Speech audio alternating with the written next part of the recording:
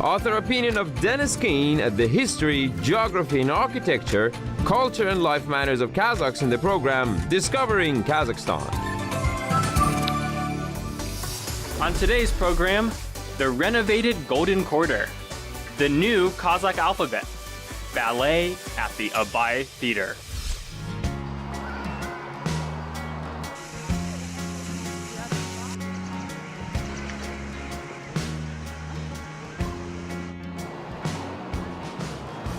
Salam, привет and hello.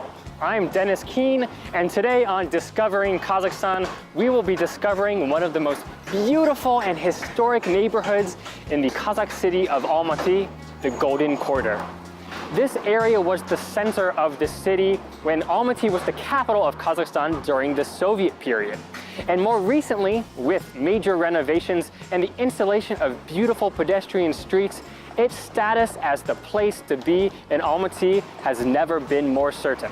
Come along as we discover this charming district.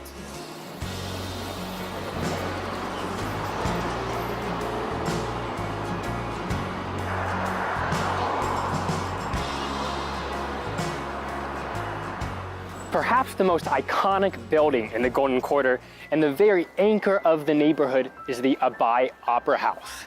Opera and ballet theaters were built in most big Soviet cities as a way to enlighten the Soviet people. But what I think is neat is that here they developed a kind of Kazakh opera and ballet. So in a Kazakh opera, for example, they would be wearing Kazakh outfits, playing Kazakh instruments, singing in the Kazakh language, but in an operatic style. And it's a really interesting fusion. Most nights of the week you can see some kind of performance, and hopefully this evening we'll get to be able to see a beautiful ballet, the Fountain of Bakhchi Sarai.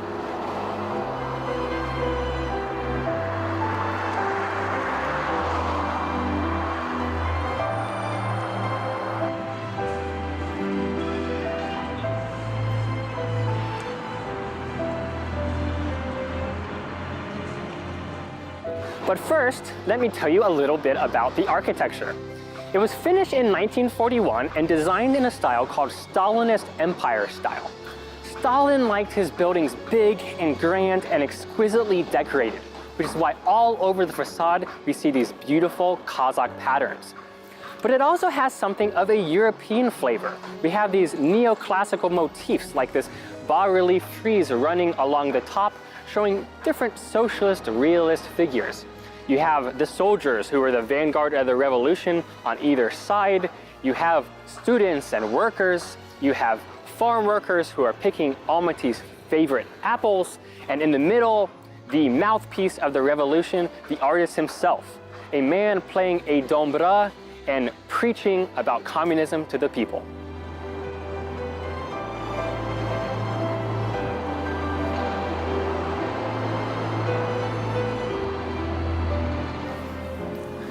One of the things that I like about the Golden Quarter is just how many styles of Soviet architecture you can find in one small area. So just across the street from the Stalinist Opera House, you have the modernist Hotel Almaty, radically different with its sleek lines and minimalist design. In fact, these modernist buildings were often so simple that artists would be invited to add a little bit of color and decoration by installing mosaics somewhere on the building. In this case, we can find one of the city's most beloved mosaics, depicting scenes from one of the first Kazakh operas, called Yenlik Quebec. Let's go check it out.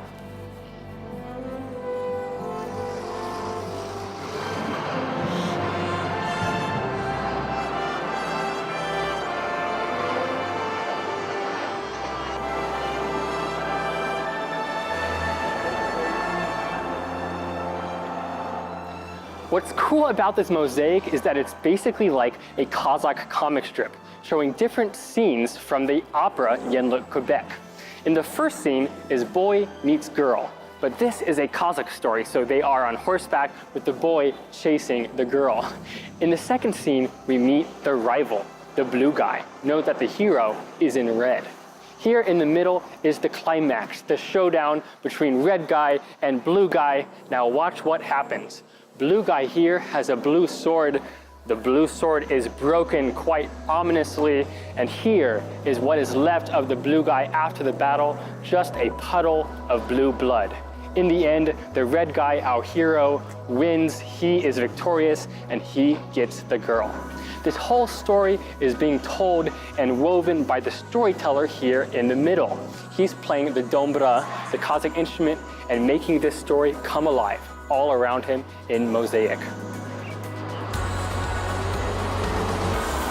Starting at the Abai Opera and Ballet Theater, a street called Panfilov runs for several blocks downhill. But just a few months ago, this street was full of car traffic. Just recently, it has been fully pedestrianized as part of a city campaign to make Almaty and the Golden Quarter more people-friendly.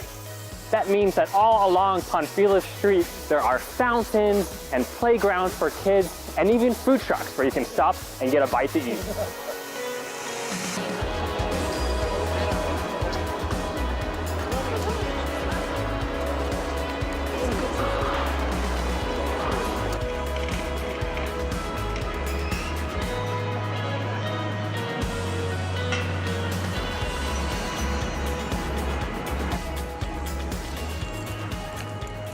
If the Abai Theater was built in the Stalinist Empire style, and the Hotel Almaty was built in a modernist style, then here, just a little bit down Panfilov Street, we can find an example of the very first style of Soviet architecture, what's called constructivism, which, along with Bauhaus and Art Deco, was one of a series of exciting new architectural movements in the first half of the 20th century. The building was built in 1929, the same year that Almaty became the capital, and it was called the House of Government. And while it may not look like much to us these days, for its time, it was radical. Imagine all around cobblestone or dirt streets and donkeys pulling carts. This thing would have looked straight out of the future.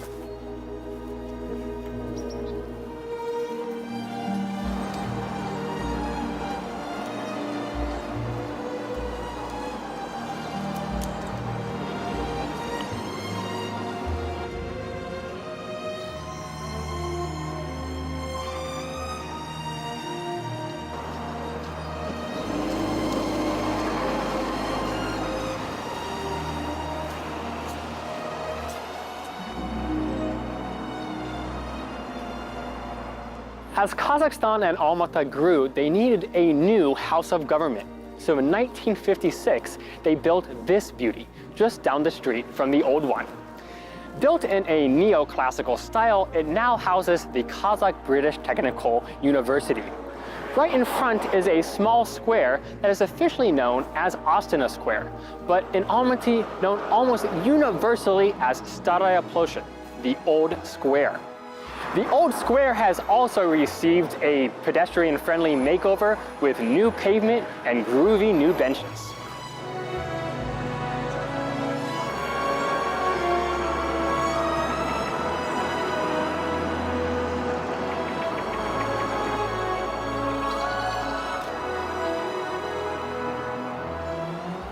Across the street from the second House of Government and the Old Square is a nice little park, in the center of which would have once stood a statue of Vladimir Lenin.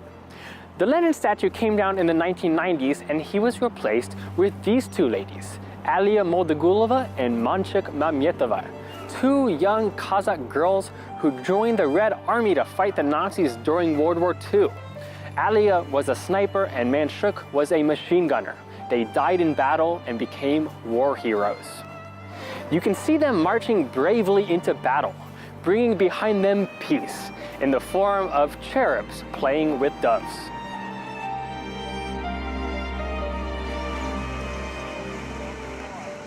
The boundaries of the Golden Quarter aren't precise, but no matter where you put them, it's a big neighborhood.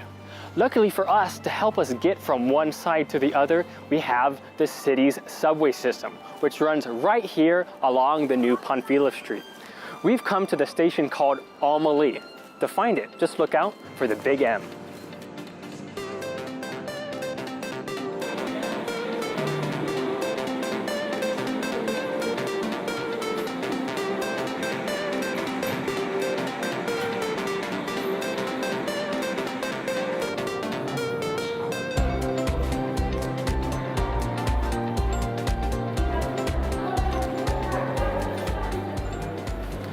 Здравствуйте.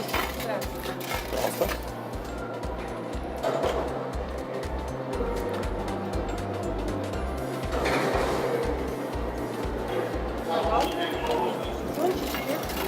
Спасибо.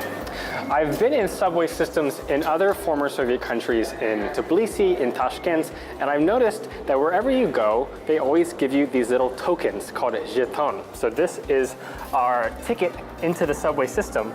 And as the subway is quite minimal, it's just one line, this will get us anywhere that we want to go.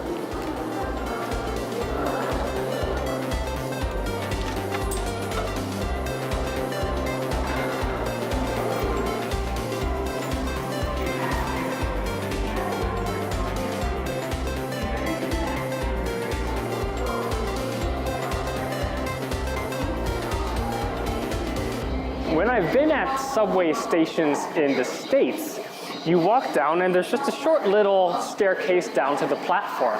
But in Almaty, getting down to the platform is a journey all in itself. These stations can be quite deep, simply I think because of the way the city is laid out. Almaty is on a hill, and there are some stations that are near the bottom of the hill and some stations that are towards the top. So in order to build a straight tunnel, some of the stations you have to go down quite deep to actually arrive at the trains. So we'll sit and enjoy this journey on one of the longest escalators in Almaty. The Almaty station is a deep dive at 30 meters below the ground. But the Abay station, where we're headed, is even deeper, 78 meters below the earth. The descent into the depths of the earth was absolutely worth it because at the bottom you are greeted by this beautiful stained glass. The Almaty Metro is very much in the mold of the Moscow Metro, in that it's not just a utilitarian system for shuffling people around, but it's seen as kind of a gallery of fine art.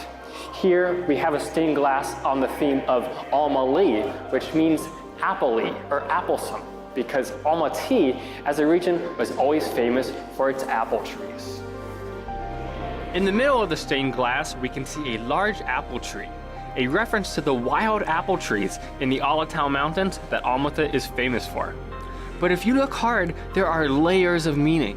The tree trunk is also shaped like the tree of life, a motif commonly seen in Scythian art.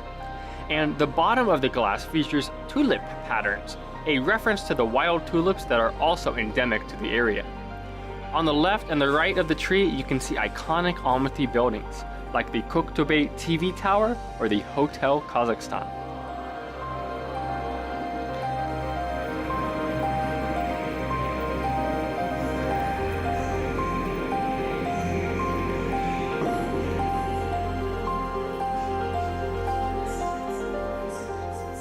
Coming down into the lowest level of the station, you find that the platforms themselves are beautifully decorated.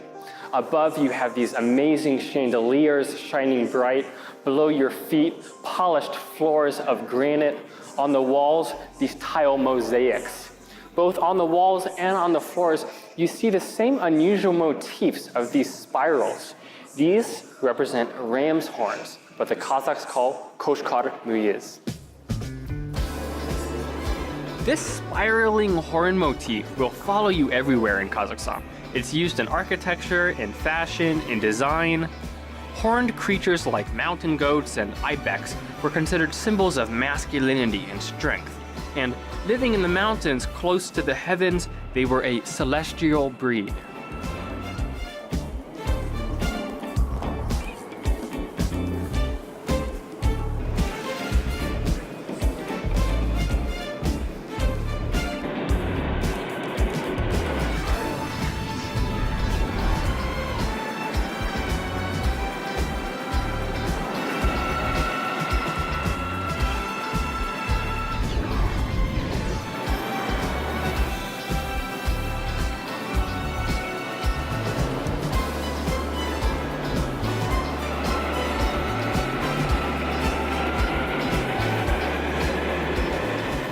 riding the subway in a place like New York is an assault on the senses. There are people who are singing and dancing, trying to collect money. And honestly though, it's a peaceful place, it's quiet. People come here to read a book, they're looking at their phones, catching up on the news, or they're just trying to relax after a long day at work.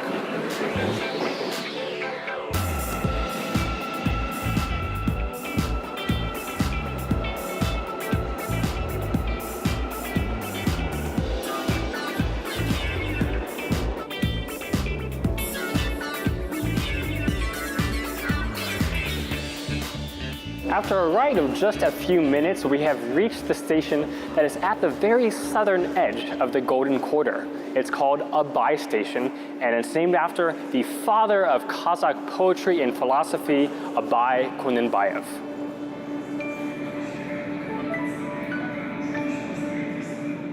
Abay, who also lent his name to the opera house, is called the father of Kazakh poetry and philosophy. Here, around a ceramic likeness of the poet, you can find written in Kazakh his aphorisms, short nuggets of wisdom for which he was famous.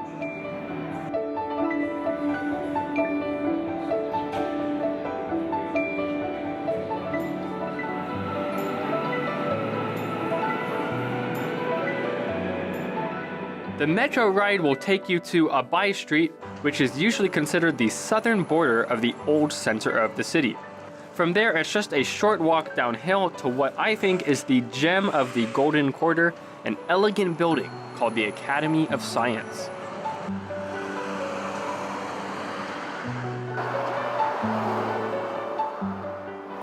Just like the Abay Opera House, the Academy of Science is built in the Stalinist Empire style, which means it has the same massive scale and the very same golden hue. If you look up at the very top, you can see in Cyrillic is the old Soviet name for the building. They've left that up there along with the hammers and sickles and stars of the Soviet age. If you look on the left and the right, you can see there are these 8 pointed stars, inside of which is the date the building was finished, 1957. The only real addition that they've made in the last 26 years of independence to the building at all is in the very center. It is the national seal of Kazakhstan. There are winged horses called topar, and in the very center, the shangarak, a kind of wooden crown on the top of the Kazakh yurt that has come to symbolize the family, the home, and the nation.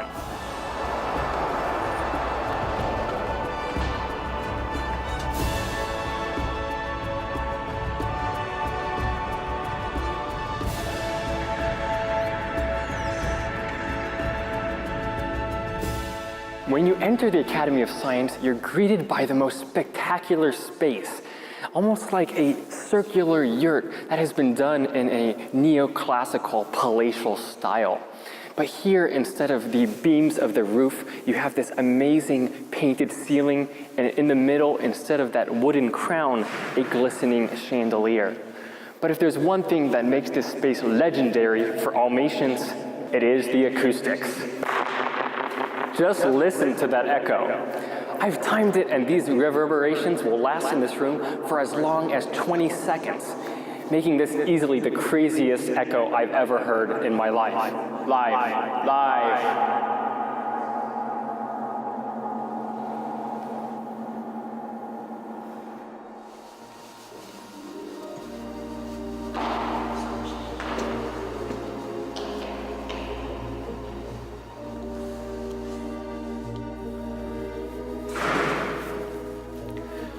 Walking through the grand halls of the Academy, you really feel like you're in some kind of extravagant European palace.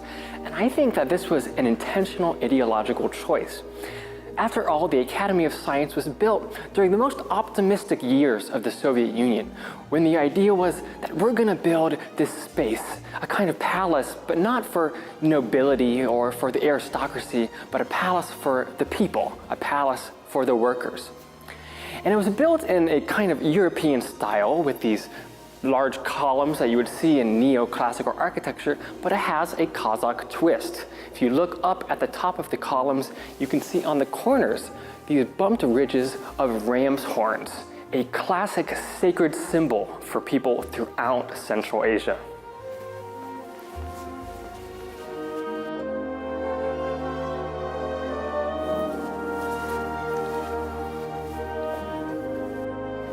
You'll notice at the top of the grand staircase, keeping guard over the hallowed halls of the Academy, is a bust to Dr. Kanis Satpayev, the founder of the Academy itself. Dr. Satpayev was Kazakhstan's most famous geologist, and I don't think it's an accident that it was a geologist who rose to such a position of prominence. After all, it was geologists who would lead the expeditions to discover coal, uranium, and various rare minerals that would make the Kazakh Soviet Socialist Republic one of the richest in the Union.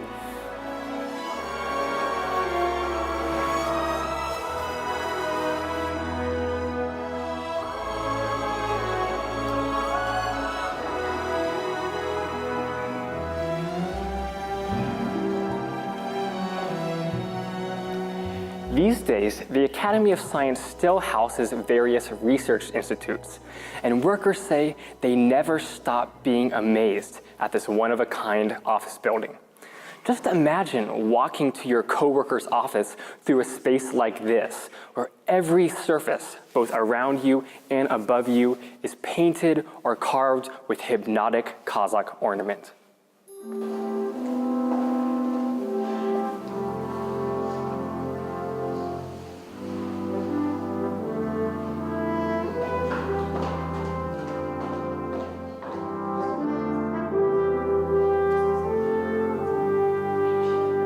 One of Almaty's best-kept tourist secrets is that hidden inside this building are several fine museums.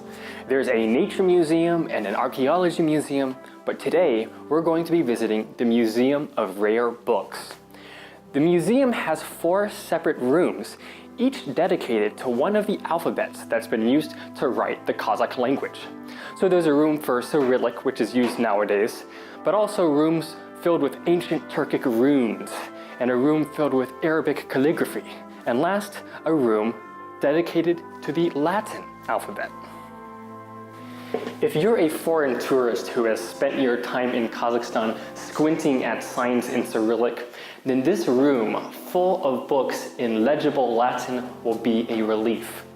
It may be news to some people that from 1929 to 1940, the Kazakh language was written in the Latin alphabet before they went on to shift to Cyrillic, which is used these days. But if there's even better news, it's that by the year 2025, Kazakh will again be written in Latin, which means that Kazakhstan will be spelled once again with a Q.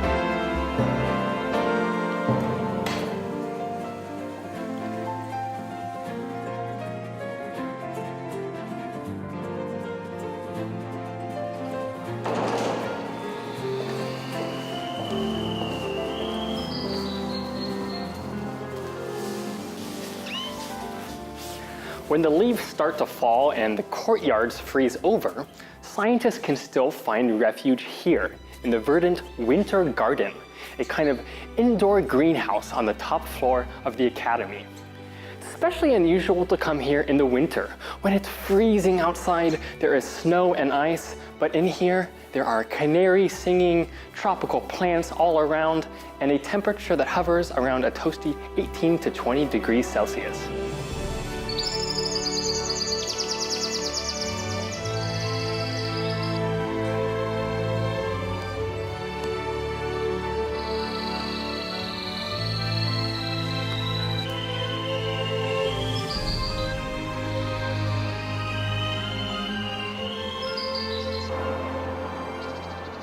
It's worth exploring the Academy of Science both inside and out because this massive building is surrounded by beautiful parks. In the park to the east of the Academy, you can find what is certainly the most famous of Almaty's many fountains, what they call the Eastern Calendar Fountain. It's called the Eastern Calendar Fountain because all around here you can see 12 sculptures, each for one of the symbols of the Eastern calendar. Now you might know the Chinese calendar, so with its year of the monkey and the year of the horse, but this here is actually the Kazakh calendar. So while in the Chinese calendar I might be a dragon, here I'm a snail. As winter draws near and the weather gets colder, most of the fountains in Almaty are turned off so that the pipes don't burst. But for us, that's actually a good thing because it means that with the water drained, we actually have a good look at the mosaic that's at the bottom, designed by the master mosaicist Vladimir Tverdokhlyebov. There, in small tiles called smalty, you can see that he's put the signs of the Western calendar, that is, the zodiac. So you can see a scorpion for Scorpio, a archer for Sagittarius, and a goat for Capricorn. In the center of the fountain, atop a marble obelisk, sits a psychedelic sun, a metal band running around it with the 4 points of the compass and the Greek symbols of the zodiac. Just as in our solar system, here everything rotates around the sun. And this idea of rotations and cycles was central to the Kazakh understanding of time. Kazakhs traditionally thought that your life was not linear but cyclical, and every 12 years you would enter a new phase. When you turned from 12 to 13, for example, it was called your Mushal Jas, your zodiac age. And this was a monumental milestone in your life when tremendous things could happen.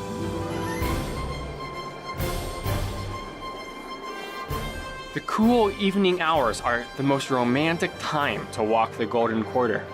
I decided to stroll back down to the Abai Theater, where I could catch a performance from the theater's well-traveled ballet troupe. Ever since the theater opened in 1941, a night out at the ballet has been an Almaty tradition.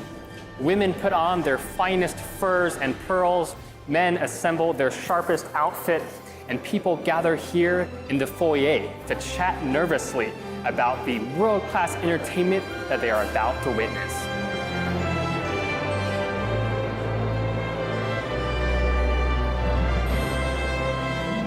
The most stunning space in the Abai Theater of Opera and Ballet is here on the second floor, where there's this large hall surrounded by beautiful stained glass with Kazakh ornaments. Along the railings are imitations of golden Kazakh and Scythian jewelry, and up above, glistening chandeliers and the painted blue sky.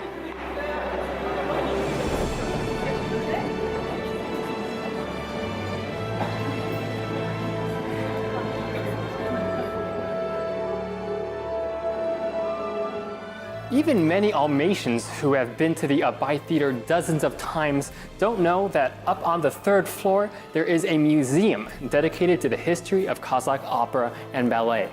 Here you can see old costumes that have been remarkably well preserved. You can see original liner notes and opera glasses, and you can see the coolest vintage posters for these classic Kazakh performances.